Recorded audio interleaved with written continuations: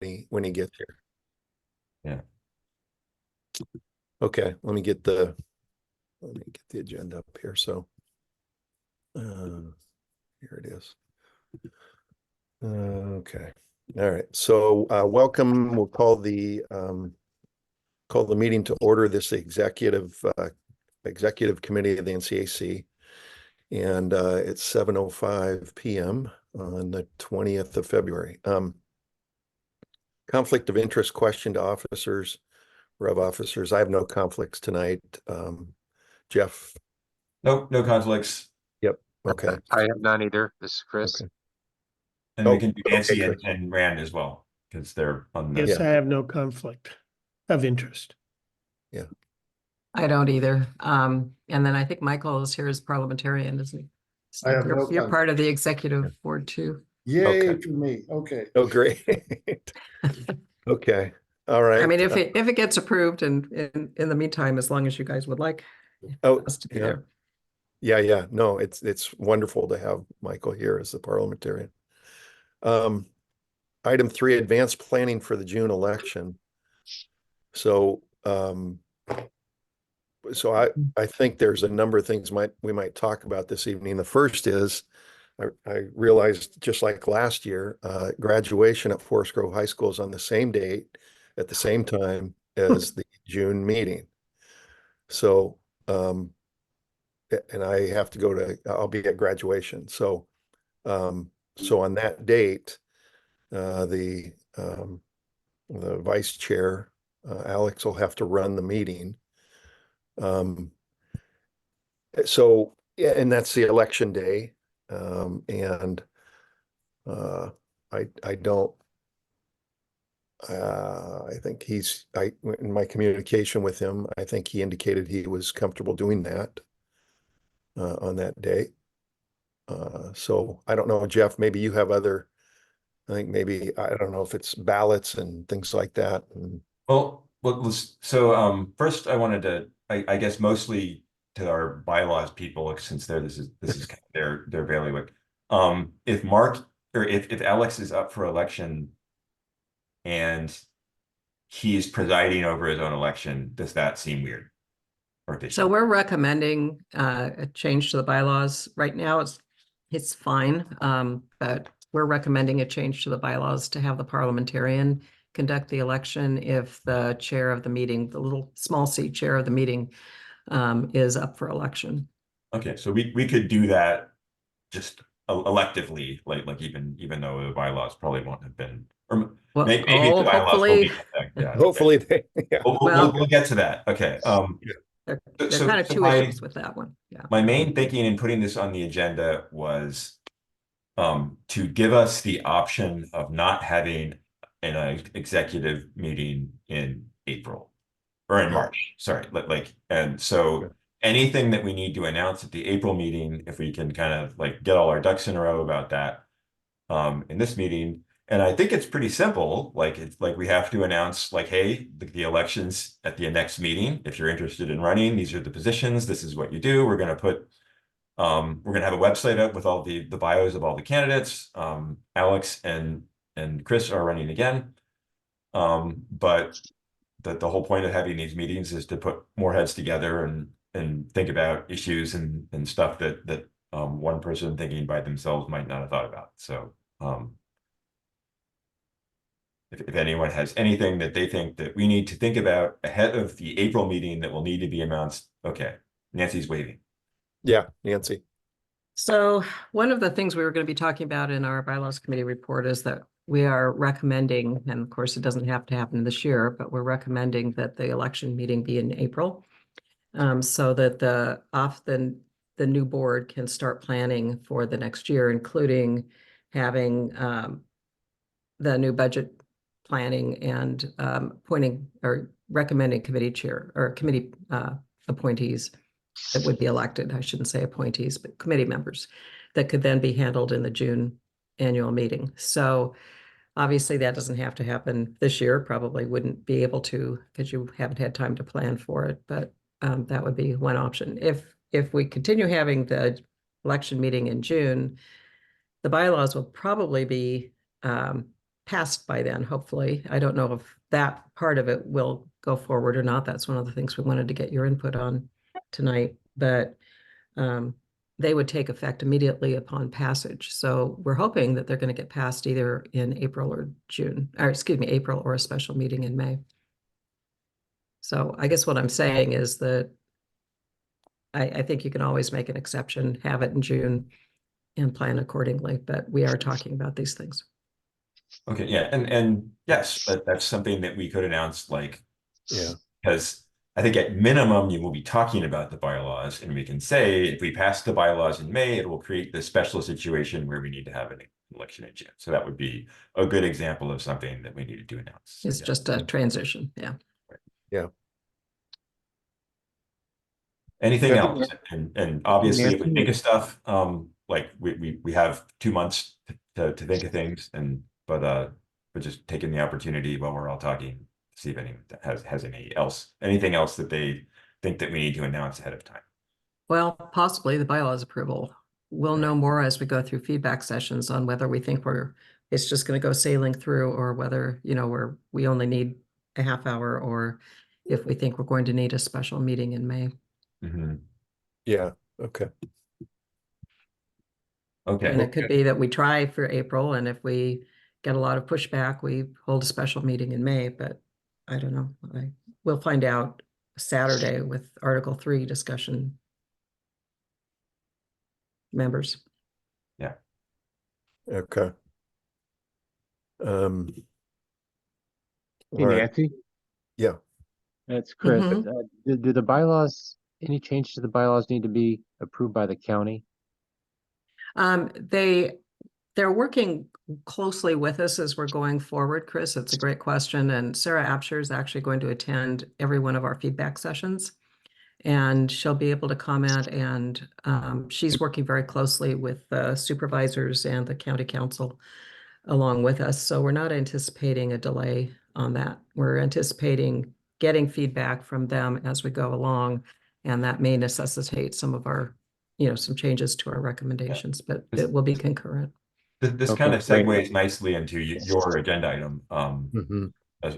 Assuming Mark, if you think we're done with the previous one. Yeah, I think we are, Jeff, and yeah, we can go right into the bylaws. But I believe there's roughly 3 weeks between your last feedback meeting and the April 13th meeting.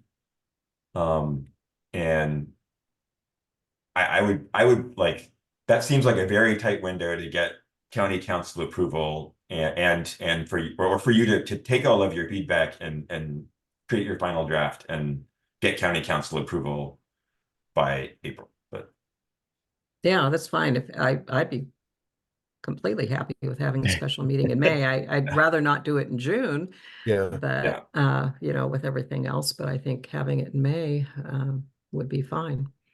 It would take some pressure off trying to cram it through with other business.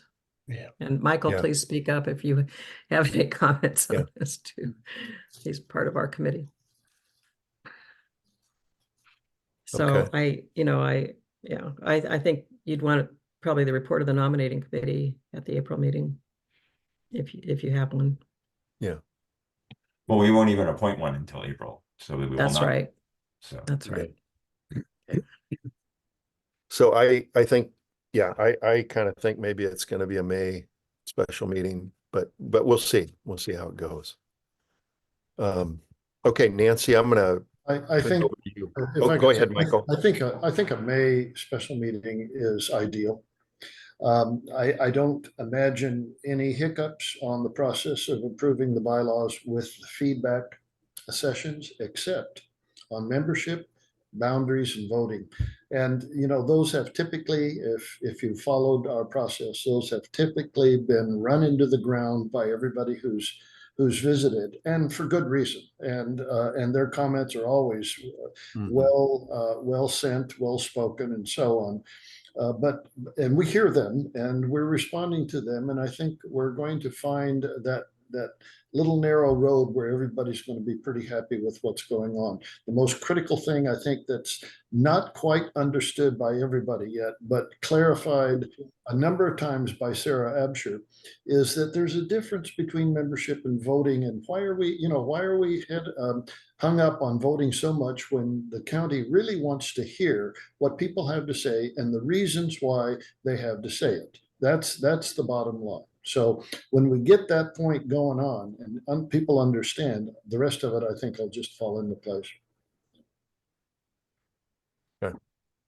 Thank you. Okay, Nancy, do you Mhm. want to go ahead and go on with, we have about 20 minutes for the bylaws? No.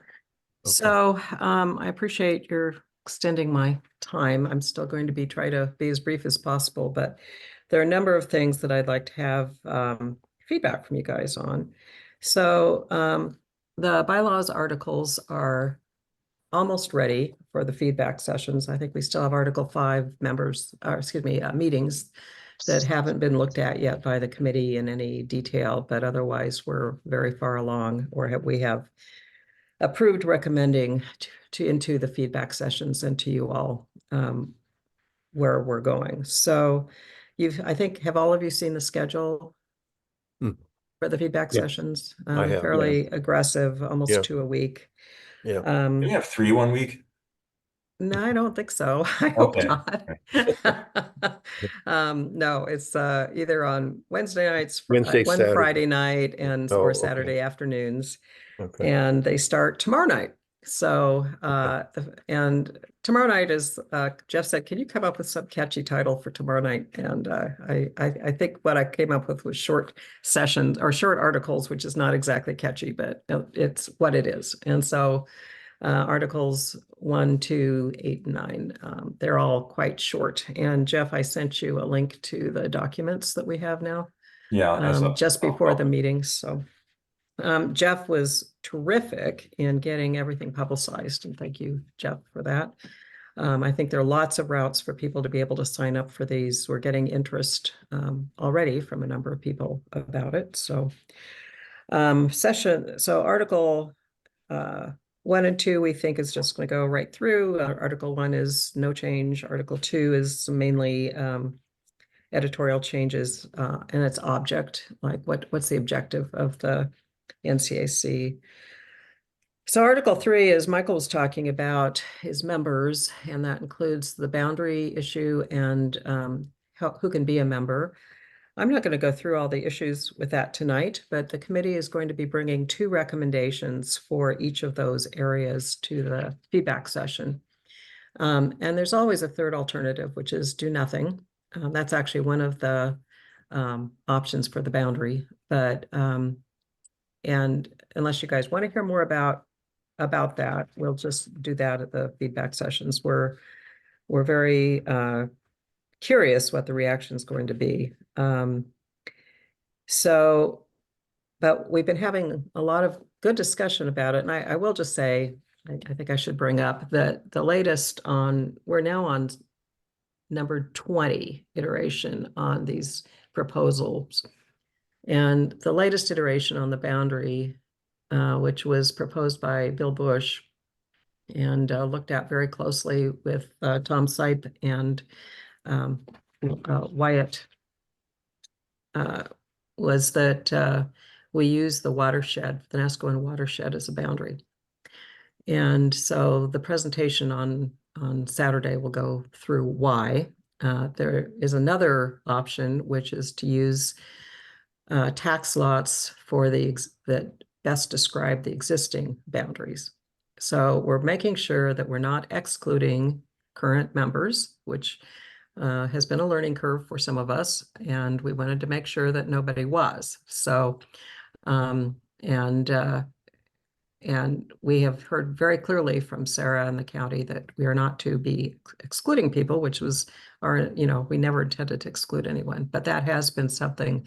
We've gotten some strong input from some of the members that they do feel like it should be only the general official Nescoin boundary. So, and then others feel like it should be broader. The What's reason your- rationale for the Right. watershed is that it can really affect us carefully. And so it should be, that should be the boundary. So Tom and Wyatt can go through that on Saturday more. Did you ask a question? I can't tell. I started asking a question. Oh, okay, Jeff. Because I think this is the kind of thing where like this is a venue for you to kind of test your ideas before Saturday. Like Okay.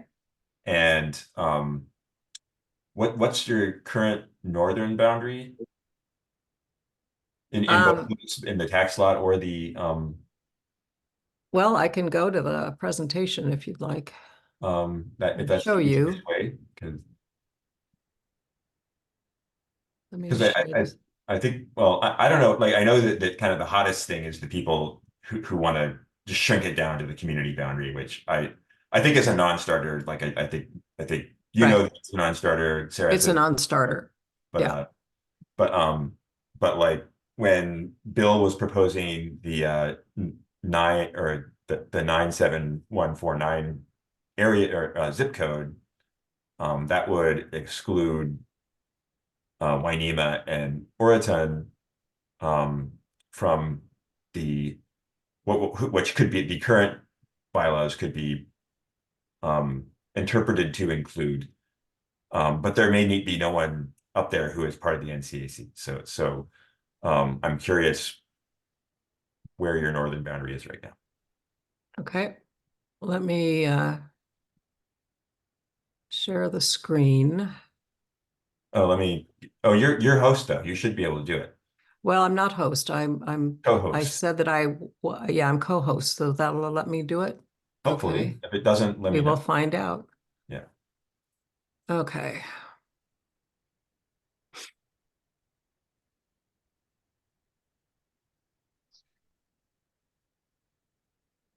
While you're looking for it, the community association included north of Wainema because they had a board member who lived there. And so they said, well, we want to include that board member in our Oh, boundary. So they Hmm. just expanded it to include the neighborhood north of Wainema. yeah. Can you see this slide now? Yeah. Yeah, Yes. So this is option 1, which is in the red area. And so Tom and Wyatt have been trying to do something that can be described both with a map and also with text that's very clear. And this is not actually the presentation he has that actually describes all the justification. That's still being redone, but so I feel he's not here tonight. Could describe it better, but it goes, option 1 comes, if you can see this upper limit here. It goes up that far. Does that, Okay. for those of you who know Oh. things more, can you, let me see if I can get that See, I think that bigger. let's see. So that's Liz Vitale. is Highland. oh, okay. Liz, where's your husband? Is Liz on? Okay. She's on the phone with that Fran, I think. Oh, okay. Got it. Yeah. Yeah. Okay. That was just Yeah. That was Liz calling to say Alex has just found the link and is heading our way in Okay. Zoom land. I'm gonna open Google Maps so I can compare this map to that and because I Okay, can't. I just want to say though, I have a lot more to talk about. Yeah. So Okay. Well, let's not. if it's 20 minutes, I don't want this taking away from everything else I've got that's going to affect you guys. I really probably should have gotten an hour, but especially if we're Okay. not meeting in March. So this is that big house that There, it finally went at up. the mouth of the river is the last tax lot included here. So it looks like so at the mouth of the Nestucca, there's a big Okay. ridiculous house on the point, and that's the top lot that is indicated there. Then it comes over towards well, all the refuge and Yeah. that So whole this ridge is along there. this is roughly the same as it is now. Okay. All right, okay, go ahead. Okay, so option. that's option one. Okay, What they're really preferring is option two, which is the Nescoin watershed boundary. And again, this is, I don't believe, the very latest map, but it would include basically this line here, the dark blue line. Right. And that Which- really goes to the same point on the Nestucca. Right. And then, So it's different than the previous recommendation, which was the voting precinct for Nescoin, which covered a bigger area. and it And it includes- still includes Cannery Hill. It includes, but most of this area over out in here on the east side is forest land. Mhm. But the current boundary does not have an eastern boundary, so it goes Okay. the current description doesn't have an eastern boundary. So Right. they're feeling like this is something that can be shown on a map. It's not going to change, and the watershed is something that's deeply, deeply critical to everybody, residents and non-residents, property owners, et cetera, alike, and so that it makes some sense. So that's Okay. the proposal right now.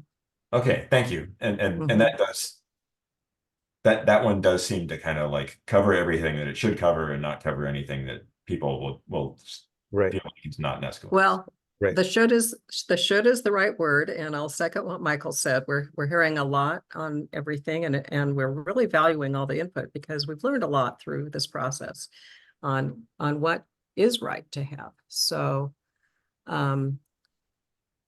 someone on our committee had brought up a concern about Cannery Hill, and they've gone back and relooked at Cannery Hill, and they feel like every property is covered by the watershed. Okay. So there are two options for who can be a member. And there's always the option of, option one is no restriction. It's just what we have now. Anybody can be a member if they are in these, I shouldn't say no restriction, no new restriction. If they're at least 18 years old, they're a resident, a property owner, holder of a beneficial interest in real property, or business owner. And really, it's also authorized representative of one of these people. Everybody will have one vote. So that's option one, no change. Option two is to address the concern that has come up about whether a property owner could end up having 30 or 40 votes from one property, depending on the number of shares of a property, et cetera, and could have an inordinate effect on a vote. And it's something that has not been a problem in the past. I think as we've been musing, this possibility has come up. And so the proposal for option two is to have the same, authorized resident, property owner, holder of a beneficial interest, business owner, but to have up to two authorized in each category. So if you have one property and you've got two renters, the renters that live there, they would be members. If you have two owners, up to two owners, they could be, and they don't live there, they could be members. If it's part of a business, you could have up to two business owners, they could live there, or a trust or whatever. So one property could have, say, up to 8 individuals. It's unlikely. It's not what we've seen on the one time that we did do a registration. But it would keep that vast quantity, if that were ever an issue, from happening. So we've had feedback that in both cases, and I think the STR thing has really driven a wedge in the community, but that any resident should be a member no matter what. There shouldn't be any limits. If there are like 10 residents in a house on one property, they should all be able to be members. And the opposite, that some non-resident property owners feel like they should have the priority. We're kind of taking the tack that we don't think anyone should have priority. We're just, let's just be fair. And we think 2 would be something that isn't really limiting, because we don't see that there's a lot of more than that people would want to be members. And really, so at this point, we want to hear the feedback, and we're just going to take both options to the feedback sessions. We'd love to hear your feedback. We're completely fine if we leave it the way it is with no limits, other than what's already in the bylaws. But when we've talked with Sarah about this, she gave us the impression that she thought county council and the supervisors would be open to having a limit on, a lot of people from one property having a vote, because that's almost discriminatory the other way. So she's going to be attending, as I said, all of the feedback sessions. But Jeff, since you said this would be a good time to raise it, and I agree, love to hear your thoughts on, all of your thoughts on this. My thought on option 2 is that I don't know how we would enforce it. Like, And we did talk about. about that. Yeah. We don't want to be police people. Yeah. So it would be on the books. It would be we would be recommending the P&Ps that it's an honor system. So we have things called policies and procedures that we'll be working on after the bylaws are done that would further delineate that. But we think that there would be a registration, which would be coming up in here, on how you actually register membership. And we would hope that we could work with you, Jeff, on being able to set up a form that would be automatic, that people would register when they're new members, and then maybe annually after. It's actually in my notes to talk with you guys about on this. And they could say, check all boxes on how you qualify. Are you a resident? Are you a property owner? Are you, check all that apply. Yeah. And, it would be easy in a spreadsheet to do a check on properties to see how many of each category are in there, but I don't see us really spending the time to do it. Because frankly, as Sarah has told us, the main value of being a member is to be able to provide input, and the vote isn't as critical as the why behind the vote. So as people, a minority report would be in the bylaws that people could send to the county. Majority report sent to the county. Individuals can go to the county, whether they're members or not, and comment. There are lots of ways to get to the county. The main time that a vote really matters is, and the county is oftentimes agreed with the minority.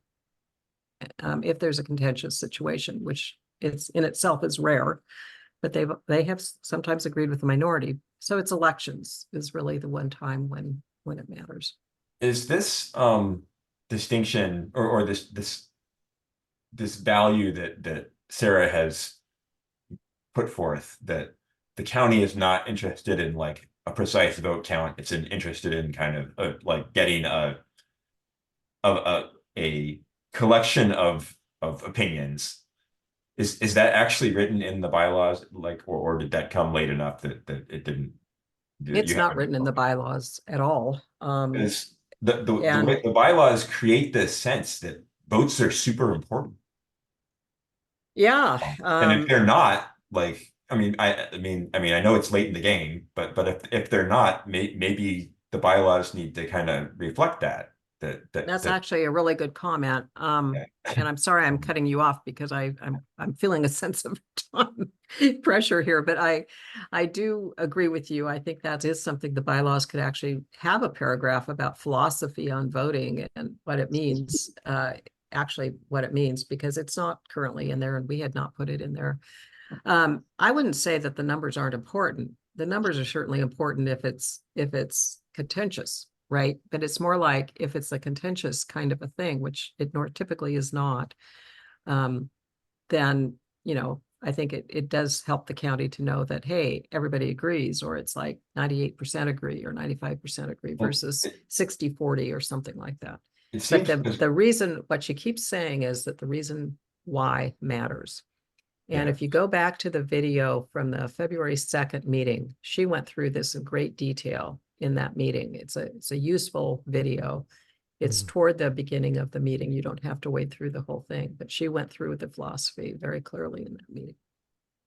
And I guess this applies mostly to, because most of our votes are to like put people on committees and stuff like that, which is internal. So this applies to the community plan. It applies to, I think we Chris, you can say if this is right, like the NCAC endorsed some sort of statement about STRs or something like that.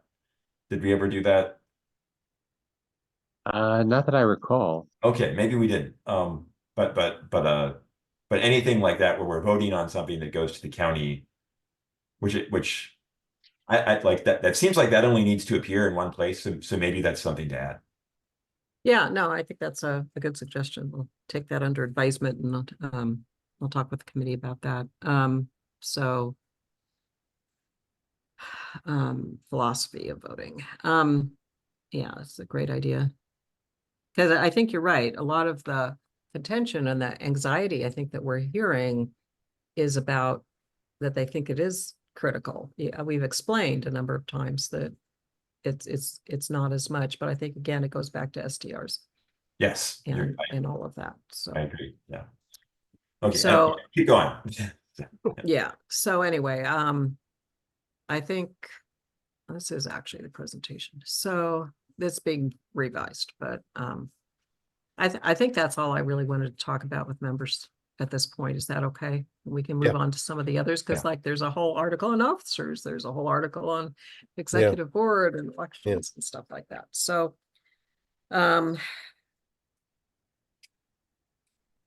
so on registration of members, we wanted your feedback on that. We were thinking again, and Jeff, maybe that's just something you and I could talk about more offline, but having a registration of everybody to begin with, and then possibly having some simple thing annually just to make sure someone hasn't moved or died or whatever, that they just go in and fill out a quick form online and it goes up into a spreadsheet or something that we could have somebody look at. What do you think? My personal opinion, and sorry, I'm doing all the talking, is that would be a lot of work. And if we felt like it was that important, we should have a standing committee that is the membership committee. And so I guess I'm open to like someone making a case where like having a good registration, but like a solid roster would bring value, but I'm not sure what we would do with it. Like if we don't have a kind of use case for that roster, I'm not sure what the It value. would be data for us. So, you know, we could know what our membership is and when these kinds of questions come up, it would be data. But I think when we talked about it before in the meeting you attended, it would be a big job if we were policing. Yeah, but we're not looking so at I would policing. suggest that It's data. if it's data, we just like send out an annual survey or something like that, where it's not a registration, it's not a roster, it's just like everyone who answers the survey, we get some information about. That's not a bad idea, Jeff. Yeah. Actually, you know, an annual, like you said, Jeff, an annual, just send it to who you've sent it to before. I don't know what you'd ask. Are you still a member or are you still, you know, here? Yeah, like Well, or we take do our it mailing for like, list, say, Yeah. like, Yeah. are you still actively, are you still Yeah. eligible, or do you still Yeah. participate? Do you want to be removed from the mailing list? Yeah. Yeah. And what's your address? Like Yeah. a few or questions. we could do it at the June annual meeting as part of the sign up for the meeting. Yeah. But then we would only get the people as well who as a who are coming survey. to the meeting. That's true. Yeah. That's true. No, I think that's not a bad idea, Jeff. I mean, something like you said, your first comment, Jeff, was that's a lot of work to do some other things. And so that what you said is maybe I think, I mean, I just off the cuff here, I think that sounds like a possibility. So what we might do is just say, we'll register members annually, but in the Yeah. P&P, we can put out how that happens, Yeah. right? Yeah. Yeah. So, something like that. okay, so moving on to officers, we have, I'm going to stop sharing.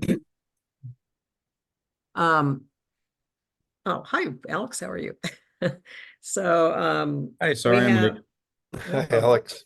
so good. we've added a parliamentarian position. I don't think that's new to any of you. And we've had a suggestion at our last meeting that I think was Barbara Triplett Triplet? Triplet. Triplet, triplet. Suggested adding an immediate past person position, that a lot of groups have. That's actually part of the executive board as an officer position, and to provide some continuity. And I thought that was kind of a neat idea. What do you guys think?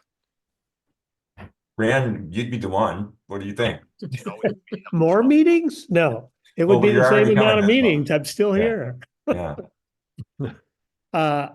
I do think that there are opportunities to inform the executive committee of things that have happened before that otherwise may not be available to the committee without someone having done it for the previous 2 years. So I think it's a valuable suggestion, and the person may not be available. Yeah. But I think if they are, I'm certainly willing, because I'm still here, to participate. I guess the other question would be for you, Mark. Would you Yeah. think, would you want to be on another 2 years as a immediate past chair? Well, I have to be honest, I'm not sure. Just with my I've seen my calendar for school board stuff, and then the meetings for NCAC, they're piling up, and so it would depend, I guess, is what I would say. It would depend probably on the individual, and their time, whether they had time to do that or not. And but I think it would be something that you could offer, Mhm. and if the individual was interested, then maybe they could do it. And if they said, no, I just can't continue, then you would just say, okay, thank you. And it would be And- in the bylaws as a position, but it doesn't have to Yeah. be filled. Right, And, right. and I would suggest that if the point is that it's for continuity and the past chair attends these meetings, the executive board meetings, and that's where the continuity happens. Right. You could make it open, like it probably, since we don't know whether the past, seems like a lot of past officers, like when they're done. But so it probably should be optional, and maybe you want to open it to all the officers, and since both the treasurer and the secretary have a lot of continuity things too. So Yeah, I think I don't see that so much in other groups, but that's certainly a thought. You often see other officers becoming other officers, but Oh, right, yeah. because there's turnover usually between, say, a treasurer and another treasurer that isn't necessarily the same as a chair, but I mean, it could also just be like, because then you could end up getting a huge executive board. because emeritus officers could just show up. They don't have to actually be on the board. So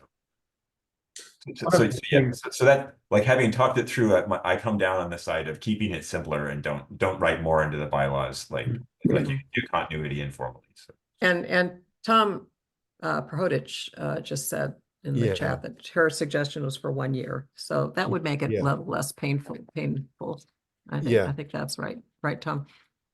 So Yeah. So Okay. what do you think of that? It's easier. Yeah. I think one of the things that immediate past chair or immediate past president position gives the board authority to go to that person for whatever issues the board may want. Oh, that's true. Whether or not that person comes to all of the meetings, I think is less important than that person is actually authorized to be available when needed. Oh, that's a good Great point. comment, Michael. Yeah, that's a really good point. So I can see that, yeah. Yeah. So you can go to your school board meetings, but Yeah, we yeah. may have to call you in the middle of the meeting. Yeah. So under those circumstances, do you Yeah. see a problem if we put that in and it doesn't necessarily have to be filled, obviously? I mean, someone might move away and not want to be part of it anymore or whatever, so. Yeah, I personally, if you're asking me, I think 1 year is fine, and under what Michael just said would be fine. I mean, Okay. yeah, that would Sounds good. sounds good to me. So I talked with each of you individually about possibly changing the order of the officer terms to chair, vice chair, and then the next year, secretary, treasurer, and none of you felt very strongly that that was a great thing. So, and some of you didn't like it at all. So, we're dropping that. We're not recommending that. Unless you, as a group now, think that would be, we were thinking in terms of progression, often the vice chair would become the chair when the chair resigns or when the chair's term is up. That would be an interesting, an easier way to migrate. But it sounds like that hasn't really been typical in the NCAC, that the vice chair becomes the chair, although it has happened fairly recently, I guess. So, right, Rand? So, Yeah. it's you know, it would mean a transition year and that kind of thing. So let me know if you object to our dropping that. I don't. Okay. Okay, and then the chairperson duties. We've gotten the input from all of you that you are fine and supportive of changing authority to appoint and make decisions and that kind of thing to suggesting, nominating, but having the general membership take votes on these different matters. So have I misconstrued any of your opinions on that? I didn't quite follow what you were just saying there. So like where today the chairperson can appoint committee members without having to have ratification necessarily, or have the board make certain decisions other than just setting an agenda and that kind of thing. The allowing the membership to make those decisions and making suggestions. Because all committee members are ratified, do get ratified by the. Right, So but I'm not sure, I'm currently, not understanding what the difference is. so currently the language is actually conflicts in the current bylaws. And in one Yes, it point, does. it says It does, that yeah. It does. at one point it says that the chair can Yeah. appoint. And Yeah. in another point, it says the chair can appoint subject to the ratification. And so we're suggesting that I can go into the Resolve the actual ambiguity in language. favor We've of the way we resolved it did in favor of the membership. Okay, Yeah. Sure, yeah. And that I think we have that the executive board will work on nominating committee members and that kind of thing, or going through a process of having people apply, kind of like you guys already did it this past year. Worked well. Yeah. Except we got elected in August instead of June. So, Right, but I think for right. next year, that's why we're recommending an April election of officers. And then currently the bylaws say that the chair sets the agenda item. We're adding in consultation with the other officers. Yeah, that's fine. It's good. Vice chair, we've added to take over if the chair person needs to temporarily take an active role. Right now, chair people are supposed to be neutral when they chair a meeting, whether it's a bylaws meeting or a Right. NCAC meeting. And so if Mark, for example, had a strong opinion or would like to bring something up, then it just says he would hand the gavel, the virtual gavel, over to Alex Mhm. for that part of the meeting only. And then also we added, right now it has the vice chair assisting the chair, and we changed it to add assisting the chair and all the officers, the other officers. Yeah. We're trying to give you more work to do, Alex. Thank you. You read my mind. And then secretary and treasurer, we've added a few things I've talked over with each of them.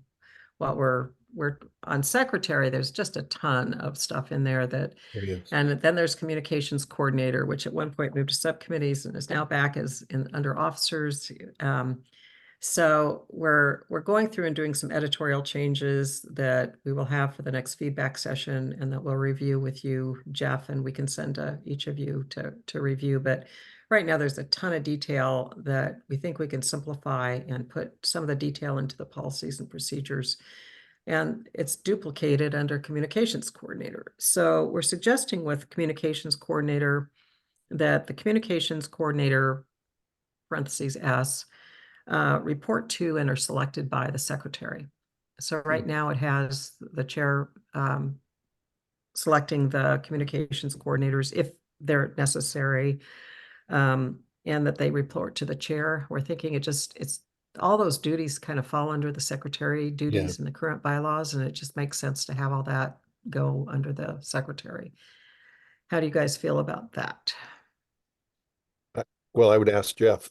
I mean, I think I'm fine, but Jeff. Yeah, it seems reasonable to me. I mean, Okay. we don't currently have a communications coordinator, so it's a moot point, but I suppose if we had one, I would want to be closely coordinating with that person. Person or persons, right? So because you could break it into little chunks and get people more involved. And So have you, because coordinator is singular, are you writing it such that you can have more than one communication we have coordinator? coordinator, parentheses, S, and parentheses. Because when you brought that up, that was the thing that occurred to me, is that getting like several people so that it's not just it can be spread out more is Exactly. is worthwhile. Yeah. Right. And you know, the next secretary might not have all the technical know-how and skills and Right. Which is to how do that everything role you're should doing be right now. being. And then treasurer, I've gone over the treasurer things with you, Chris, and you were fine with everything. We're just making things a little more clear. And so I can send you, well, you know, I could send you links to all of this where you can see the latest versions and everything, but I don't think we're doing anything strange. We kind of backed off of, you know, some of the stuff like audit and that kind of thing, 'cause the budget's so low and that kind of thing. So moving on, under Article 4 also is nominations and elections. As I mentioned, we're recommending moving the officer election to April.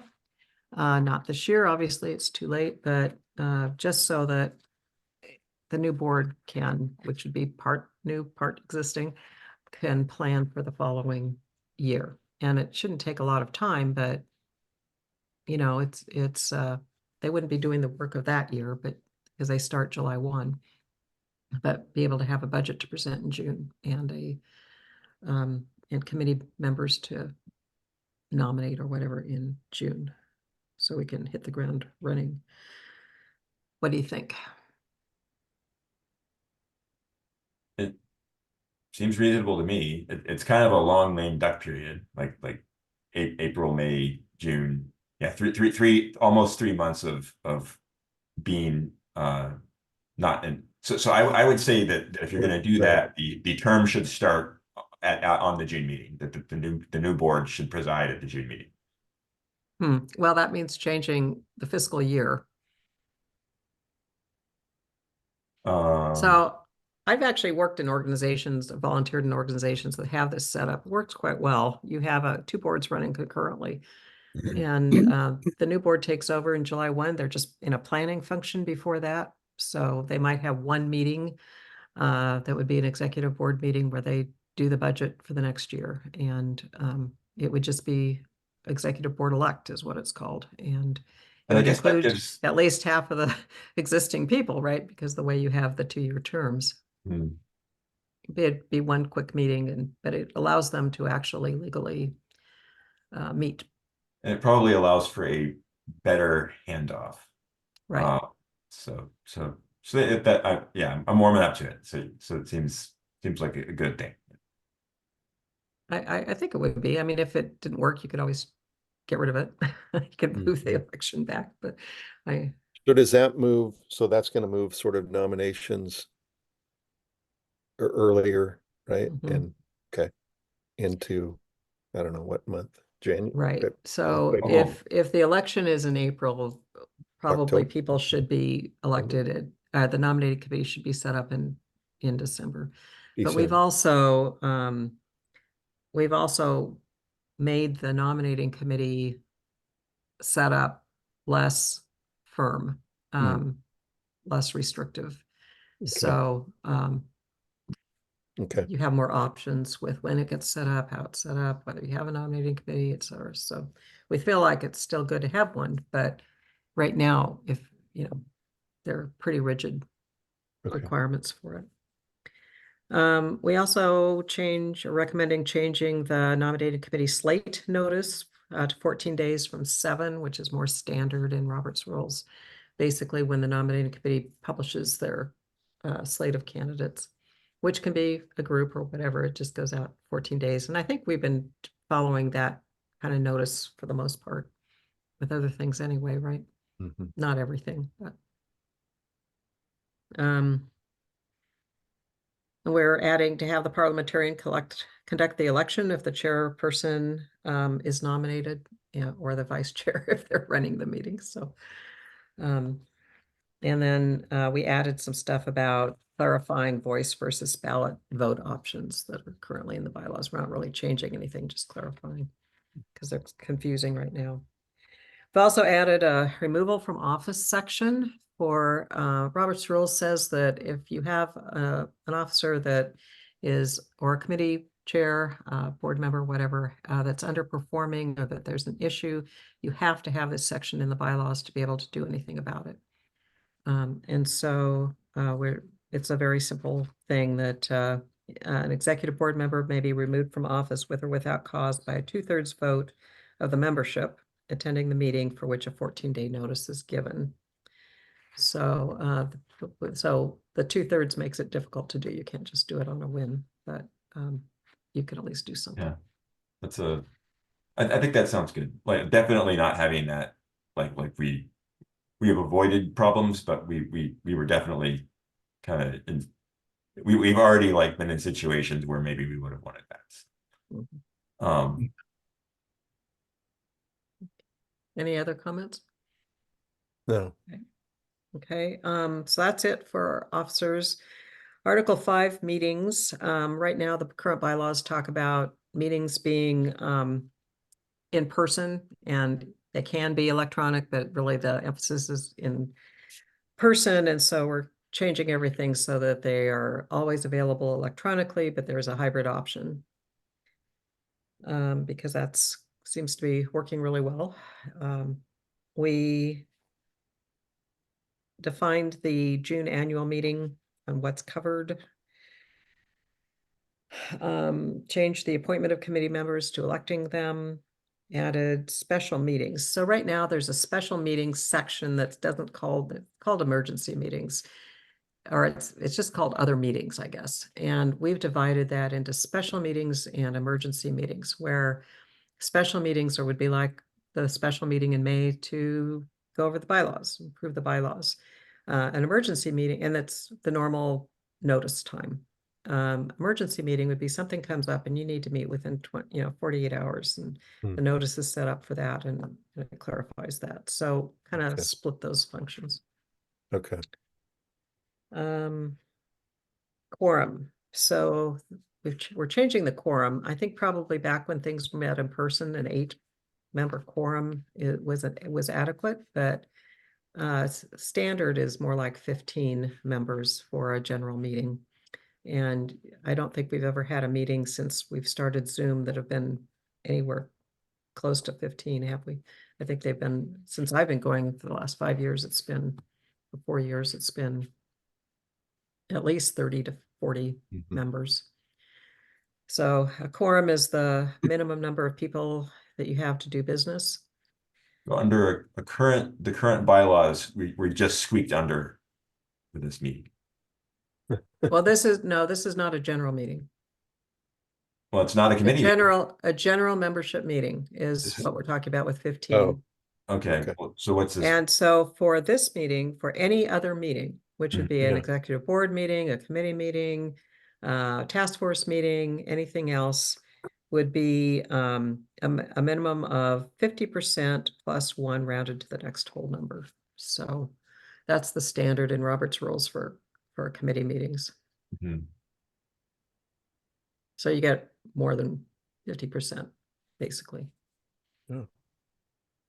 How does that sound? Right now, the only quorum is that's not for a general meeting is specified for the bylaws committee. I don't know why. No one else, and it's 3. It doesn't matter. So anyway, we're just following Robert's rules. Yeah. And then we have some stuff on registration. I'll just run very quickly. Executive board, we're recommending that we have one, that it's held monthly, but we have provisions in there. If the executive board decides that they don't want to meet, they can cancel a meeting. Well, And seems like this is the moment to ask whether we all feel like this is valuable and we want to keep doing it and put it in the bylaws. that would be true. And let me just finish. It would include the elected and appointed officers and the committee chairs. No, okay. Yes, so comments, feedback? So, yeah, I would say, I think what I heard you say is that you would have one once a month, but that you could agree not to have one Mhm. if it wasn't necessary. And so I think as long as that terminology is in there, I think that's fine. Yeah, I agree. Like, I think having meetings of the officers not like outside of the general meetings is good. It's unclear whether we will need to do it every month when we don't have Right. I agree. community plan and super active bylaws revision going on. So, Right. so if we have the option to not have them when we don't need it, that sounds pretty good. Yeah, and I think I'd recommend that you just, we'd put in policies and procedures later that you set a certain date and time, well, you know, for those, but again, they're changeable. Oh, okay. Right. And that's it. Article 8 is parliamentary authority, which is basically Robert's rules. And as long as it doesn't conflict with Oregon public meeting law and our bylaws and, you know, et cetera, Tillamook County law, et cetera, but Robert's rules is the parliamentary authority. And it's basically what's in the current bylaws, but it makes Robert's rules stand out. And thank you, Michael, for writing that. And Article 9 is amending the bylaws, and we're recommending that the bylaws takes 2/3 of a majority vote to change the bylaws because they should be difficult. We will be able to do it in a simple majority this time, but in the future it would be 2/3. And I think that's it. There's another Article 10 as other bylaws provisions that is a catch-all, and we're putting definitions in there, and there may be a few other things, but we'll bring that up at the next executive board meeting, should you decide to have one in March, which I hope you will. Because we'll have more to talk about with bylaws for a March meeting. And then lastly, once we're done, so process-wise, I think I've gotten a general agreement that we're going to have a special meeting in May that would be, say, the second Saturday morning at 10, like we are doing, like as if it's like a regular meeting, just to get bylaws approval. And then should we get them, then our intent would be to start on policies and procedures. So there are a Okay. number of things on the bylaws that we're talking about moving over to the policies and procedures that are just details that can be changed more easily. You don't have to go through nearly the rigmarole that you have to when you change bylaws. So that is something that we may be able to do some between May and June, but most likely it would wait until the following year. Okay. And I think that's it. We've had tremendous, as many of you know, attendance at our meetings and great public comment from people. It's been really, really helpful to us. We've also gotten a number of emails and phone calls, getting lots and lots of input from people. So, and we have appreciated your support, and I appreciate your time tonight after I've taken up the entire meeting time here. But any just general comments, feedback, anything that you're concerned about? Great work. Thank you. Yeah, nothing for me. Let's see. So I'm going to advocate for not trying to vote on these in the April meeting, which it sounds like there's a lot of consensus around that. And I don't know if it's premature to actually make a firm decision there, but I think you will be really pushing it to just have your final draft ready by April. Yes. And I think that you need to, like, there needs to be a first step where you like spend half an hour or whatever explaining what you just explained to us to all the membership who hasn't been attending your meeting. Right. and then let people, like, give people some amount of time, 2 weeks minimum, to read the new bylaws before you ask them to vote on. Mhm.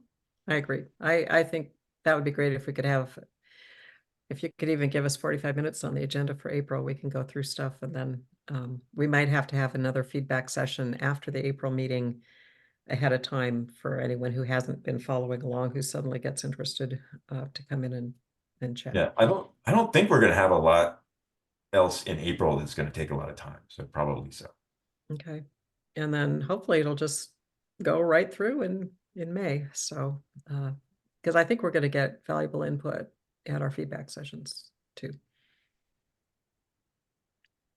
So I can't Okay. say enough about the committee. The entire committee has been just terrific, and it's been a real pleasure to be working with each and every one. Yeah. Hasn't it, Michael? It actually, let me blow my horn a little bit. I've taught small group problem solving and leadership for years. And this is one of the more delightful groups that I've had the privilege of working with. Everybody is present, ready to go, great conversations. Even in those little issues of conflict, the conflict is content and never value. So it's good business. You are served well by this committee. Yeah. It's been great. Tom Thank you agrees. for giving me the time. Yep. Thank you, Alex. Oh, I'm not quick with those, but I'm very impressed and very excited that this work is being done. Yeah. Given I had 4 years of a lot of contention about ambiguity that I didn't really know what to do, but just go ahead with what it said, and it could be disagreed with, but it was there both ways, so you could Yeah. choose. That's not Yeah. that's not a good way Yeah. to do it. Yeah. One of the Thank great you. things, one Thank of the you. great things about what this committee has done is to prepare for the potential of this organization growing substantially. Right. And also the potential for some really controversial issues arising that we do not see at this point. But that, I think Mr. Bush yesterday or the other day talked about climate change and the future of Nescoen that is going to occur within the next 20 to 50 years. Those are going to be substantially huge issues. Yeah.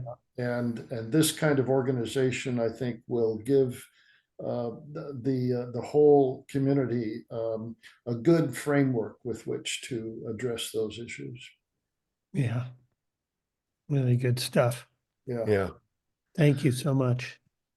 Thank you. Thanks, thank you, Nancy and Michael. Yeah. Um, I think the only thing that was not mentioned is with respect to the parliamentarian. Robert's rules recommends and actually requires that the parliamentarian be neutral. And that's an important point. Nancy and I have discussed with each other that the potential exists that if I have something important that I want to talk about, or if I have a motion that I want to present, it's fully appropriate for me to step aside yeah, right. for another person to come in and take over for the remainder of that meeting so that I can do that. Right. Absolutely. Yep, that's in Right. there. Right. Okay. Well, thank you very much. Thank you for the time. Yeah, I think we'll move on. I think Rand, you're up. Okay. And I'm just, as I often do, I'm going to read this just because it's quicker than me extemporaneously carrying on.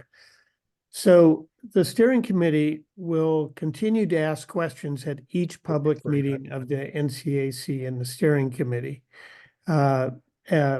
I'm sorry, I misread it. So it's not expedient here.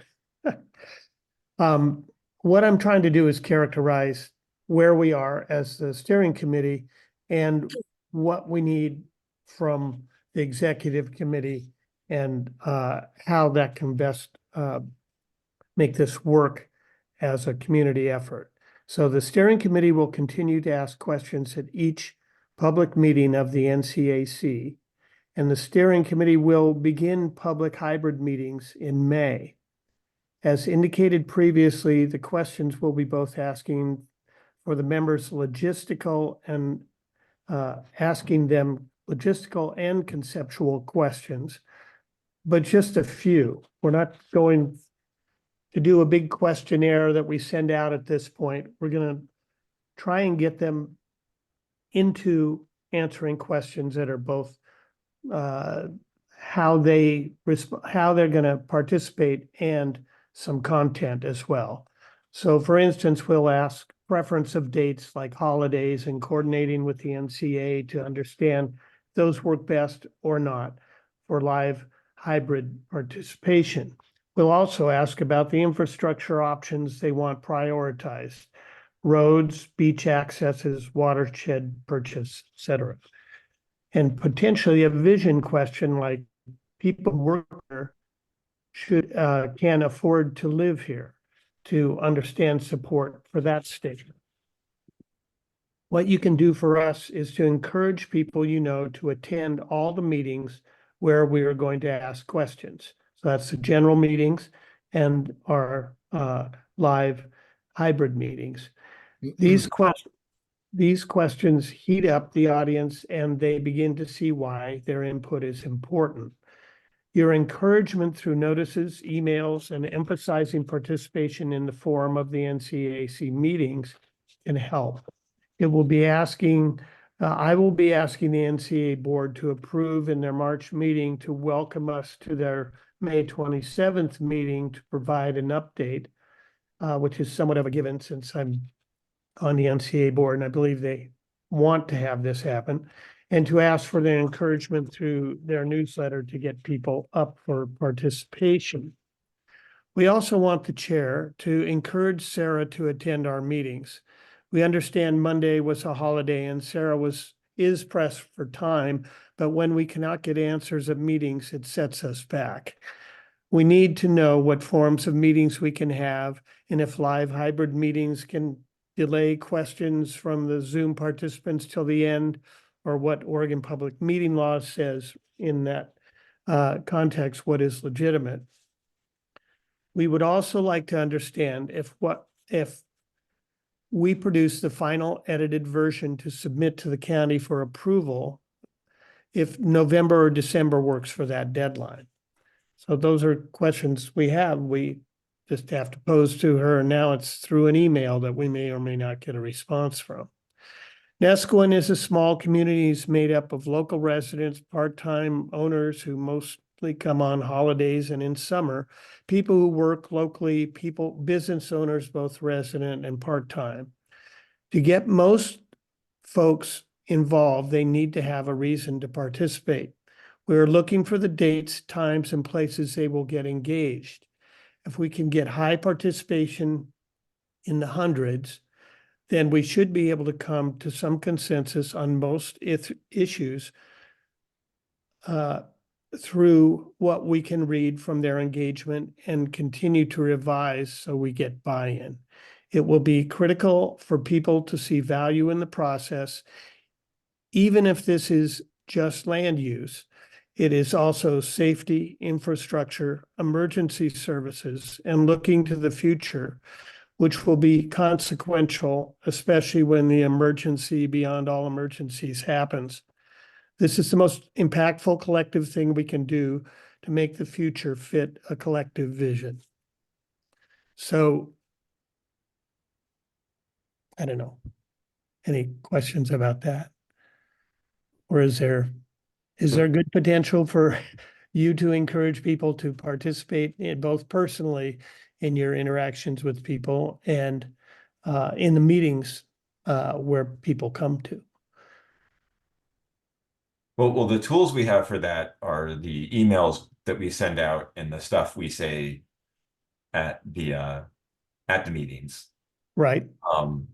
And yes, we will, just like we've been supporting the bylaws committee, like sending out Notices. Right. about what they're doing, we will do the same for you. I think it's a tall order to say, if you weren't like make a special effort to come to the general meeting on a Saturday morning in the summer when the farmers market is happening.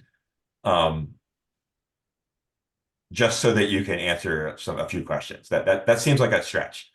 But Well, we'll be having live meetings that will be scheduled not in conflict with but you guys have a set schedule. You might consider a different time on Saturdays in the summer. well, Which we that changed bylaws, our like bylaws to be bylaws committee, like uniform, but Yeah, So we're actually taking the time of meetings out of the bylaws and putting them in P and P. There are a number of okay, things I didn't mention, but okay. cool. That seems that's typically what Robert's rules suggests, is that you set the date of the meeting, but not the time in the bylaws. So And- you would have some flexibility to change the time And with proper notice. do you have do we have the ability to just change the entire day of a general meeting? Yeah, Okay, because yeah, you just have that- to give enough notice to do it. like that's come up where we're like oh, a day was really bad and we kind of wanted to change it, and we were like, well, the Mhm. bylaws doesn't give us the ability to do that. So Yeah. that's good. So And I'll make sure that I'll make sure, but usually you can do that. Yeah. so just like the what you just said, Ran, about using well, you said hybrid meetings, and I'm just going to bring what we talked about, or you talked about yesterday in your meeting, which I attended, that of also having having meetings where people can come in person, which are hybrid meetings, so any NCAC member can at least watch, but also having Zoom only meetings so that there are meetings where people who can't come in person can be first class citizens. well, that's fine. And that's what we're looking for through asking questions in the general meeting, trying to get the feel for what people will do or want to do. Mhm. And enough, it was pretty unclear except for April and May. The poll, I was having a hard time reading the polls because they were all between 92 and 94% for everything. So I didn't read those very easily, but I guess the takeaway was April and May were the times when people said they would attend. So that was kind of shocking. And I do think the Zoom meetings will be predominant because people just aren't used to meeting anymore. It just doesn't happen. It is more engaging for dialogue when you have people right there and they're talking to each other. But I guess people have adapted to this form. Some have not. But we'd like to find out from them what they would what would be most engaging. And so that will be part of every poll. And if you say, well, if you just asked a few questions, that's not very intriguing. That means that we will have other things at that meeting to introduce, but we haven't figured that out yet, how we're going to do. I mean, there's some big value questions and how to do a vision without starting over and all this that we're still working through. Because the past one took 6 years to do. We're doing this in basically a year. So we can't start running big polls and things. All those meetings had the poster, the points on the wall, and people put sticky notes and they argued about it. And they came to consensus. I don't see that happening in a Zoom meeting. It's just not the same kind of experience. So I'm hoping that our questions and our revisions that we suggest will get a response. We may have to collectively have 147 responses like they did in the last one, but that's what we have at our disposal. So Okay. And I'm gonna ask, I know Nancy has her hand up. I should let Nancy talk, and then I may have a follow-up. So I just want to say, I think a hybrid meeting, I may have misheard, but a hybrid meeting should include the Zoom people as well as the people who are there in person, and it can be Yeah. a little harder to, manage something like that, but I think Zoom, the professional Zoom that NCAC subscribes to does have whiteboard capabilities, and I'm not that familiar with how you do it, but I think there's some ways to do that. You know, I know what you're talking about, putting stickies on the wall and that kind of thing. I know that can be very effective too, but I just wonder if there's some ways you could do that with Zoom as well as for the people who are participating that way, that could also be done. Because I think a hybrid meeting does mean both parties yeah, can talk and participate. and to follow up, like, I think a criticism that people may have, which I sympathize with, is if we only have hybrid meetings, the people who are not in the room are going to not be full participants. It's really, really hard, especially if like there's twice as many people who are not in the room than there are in the room, to make that meeting fair. And what you talked about yesterday in your own meeting, which was having Zoom only meetings also, is a good solution to that, because especially if you're having in-person meetings, and you talked about this yesterday too, that people like if you have a meeting in April and you have one, or if you have a meeting in May and you have another one in August and you have another one in September, October, you're going to get different people at all those meetings because different people will be in town. So having just one meeting, or like the idea of having many meetings, some of which are on Zoom and some of which are hybrid, I think that's the right way to go. And you should have the assumption that you're not going to get the same people at every meeting. So maybe like think That's about that when you're thinking about your vision of like, well, we'll just ask a few questions and then evolve. Like maybe that may be a little bit of like poking and prodding. Like What's that last phrase? sorry that the assumption that we'll have hybrid meetings and we'll just ask a few questions and then we'll have another meeting and we'll ask a few more that we based off of the earlier ones. I think you should assume that you'll probably get a few super fans that are at every meeting, and you'll get a lot of people, especially at the in-person meetings, the hybrid meetings, where people can come either to the Firehouse or the Kiwanda Center or wherever it is, that are only come to one, and you should be prepared to kind of get all the feedback that you're like, try to get as much feedback from those people when they can show up in person as you can get. Like you should be getting as much value out of those hybrid meetings as you can get. Uh-huh.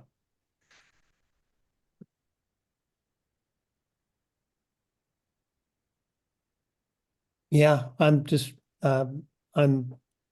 open to suggestion as you're suggesting. I mean, it's the question we had yesterday was, do they participate in the chat? Do they, wait for all the questions to the end? How do you process those people who are, I guess they would be in a screen in front of me. Well, And then there's people out here in front of me, and how do I pay attention to both equally is pretty. What Guy, I think, suggested yesterday, based on what he's done at legislative meetings, is that you have hybrid meetings, but the people who are not there just get to watch. Well, they get, or you have a public comment at the end. And Guy was arguing against that. He said that would be like like a second meeting on top of the first meeting. So, I'm sympathetic. Probably would be. There's another opportunity, and that is to have a manager who is other than the person who is chairing the meeting, a silent manager in the background who picks things up from the chat and then gives the opportunity for somebody online to actually participate in the conversation. It seems to me, if you're going to have a meeting where members are there and they have opportunities, but they also have the rights to contribute and to participate, you really can't put them off to the end of the meeting.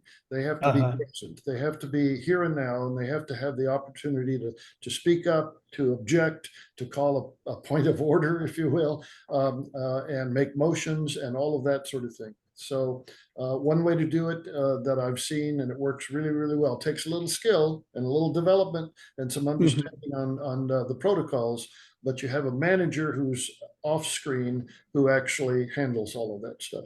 And Tom Sipe volunteered for that job, although I don't know if he was imagining it being the television manager. But Tom's a we great actually, man. He understands, I think, the complexity of that stuff. yeah, I think actually Tom may facilitate the meeting and I may become the manager of the of the other input, or we have someone on the committee. I think that's the manager idea is definitely a valuable thing to deal with the hybrid folks so they're included. And I'm not up there certainly trying to do both because it's not going to fit in my brain to do that. So Tom's going to be great, I think, as someone who's facilitating me, and he'll work the management part, have somebody, okay, what do you hear online over there, Randall? You know, that kind of a thing. So I think that is a good suggestion, and it would probably iron out the otherwise serious kinks I see in trying to deal with it. So thank you for that input. So I'm noticing the time, and I'm gonna propose that we move on to our next agenda, like that we segue onto our next agenda item. What's the date of the next executive meeting? And my personal opinion is that we both probably will have a lot to talk about with bylaws, but it sounds like we will have a lot to talk about with, like, that you will have had 2 more meetings under your belt and be more prepared to kind of start talking about planning these meetings, and that we may have a lot of talk, like we had a lot to talk about today, and we may have a lot to talk about in a month. So I'm going to vote for having a meeting in March. Sounds good. So the equivalent time for Tuesday night would be the 19th, and you already have a STR cap meeting that night. Do you want to do the 12th? Well, we don't have to have it on a Tuesday. We just do Tuesdays because there's a lot of Tuesday. Like that's just sort of the traditional day. But okay. Let's see. And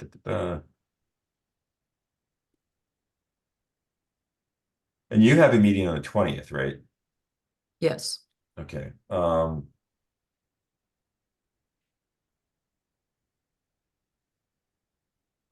Thoughts from other people here. I'm just looking at my calendar. We're yeah. And actually, it's not. It's the 26th. It's not the 19th. Is that right? Okay. Yeah. So I thought it was the 19th. No. So the date. Yeah. We have to send out the agenda is March 30th. So the Tuesday before that is the 26th. So okay. I was thinking about the STR one that she's mentioned on the 19th. Okay. Okay, good. That'll work. So so I would say during I think there's spring break in there somewhere, and I'll be tied up that week, which is the 25th to the 29th. Just me personally, but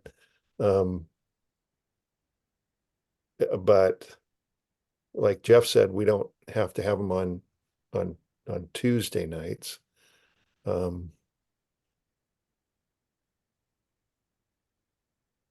12th, you said, Nancy, is It would just well, be the 3 12th is weeks only away. 2 weeks from today, and you're that's true.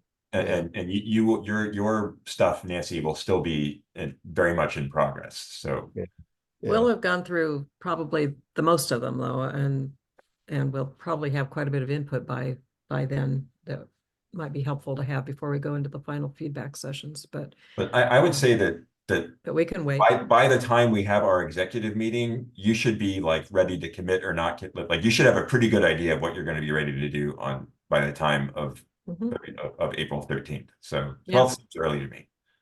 Okay. Yeah. I mean, I So- feel like a so little is that pressure whole is week- off because of the moving to May, which is great. Yeah. But yes, Yeah. that should work.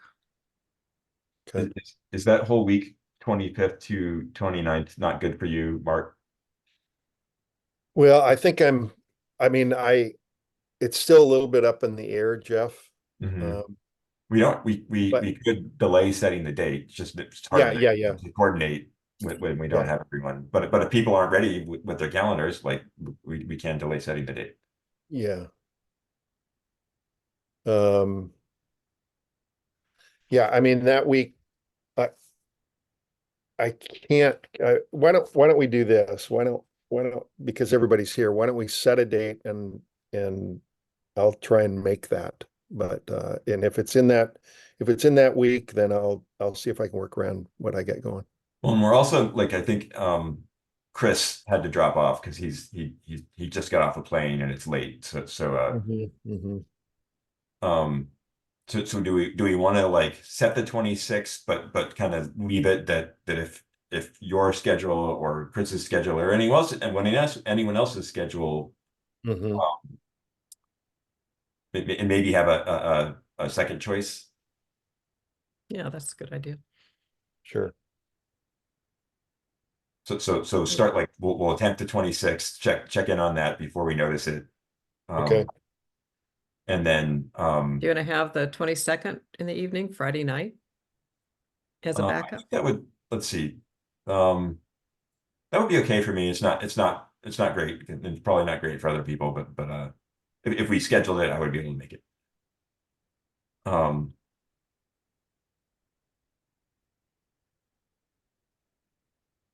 Mark, Alex, Rand, do you have Okay, It's I was, gonna be this- my month of March replacement, I think. So I'll be yeah, I wouldn't be in able to make the, Barcelona, and it's like 11 Yeah. at night. Of course, I'll be going to dinner at, about 11. yeah, what was that, Mark? I wouldn't be able to make the 22nd. Okay. On a Friday night, I'm not gonna What be, about just say the 27th, Wednesday as the second choice? that'd be better. Okay. Probably. Let's just try those 2 nights and see if hopefully everyone can commit to one of them, and if not, then we can always try and coordinate things via email and figure something out or The Or two pick dates a are the night. 26th and the 28th. Is that what you said? I said the 26th and the 27th. 27th. 27th. Back to back, right? Yeah. It's 2 days, yeah. I'm flying all that day, so it will be my replacement for the month. Yeah, that's fine. That's fine. That happens. Okay. So I think Tom is the only person here who might want to give public comment. So sorry, Mark. I started running the agenda, but No, that's okay. So is that the last thing, Jeff? I didn't have it pulled up here. well, so we have agenda item number 8, which is after public comment to set a tentative agenda for Yeah, the okay. Got April it. meeting. But if we're Got going to meet in March, we don't need to do that. We can skip Got it. it. Got it. Okay. Yeah, I didn't have it pulled up. Okay. So, Tom, Yeah, my only ahead. public go comment, ahead. my only public comment is in the chat. Okay. I think there's a lot of, just as an observer, there's a lot of utility to these meetings. You're getting Nancy got a lot of good input tonight. And ran to a lesser extent, but he had less time. I think it's very helpful. And as I said, I wish we had had an executive committee during the 2 years 2 of years ago. STR subcommittee. We would have probably, we probably still would have had issues, but at least we would have had minders. And beyond that, this has been must see TV.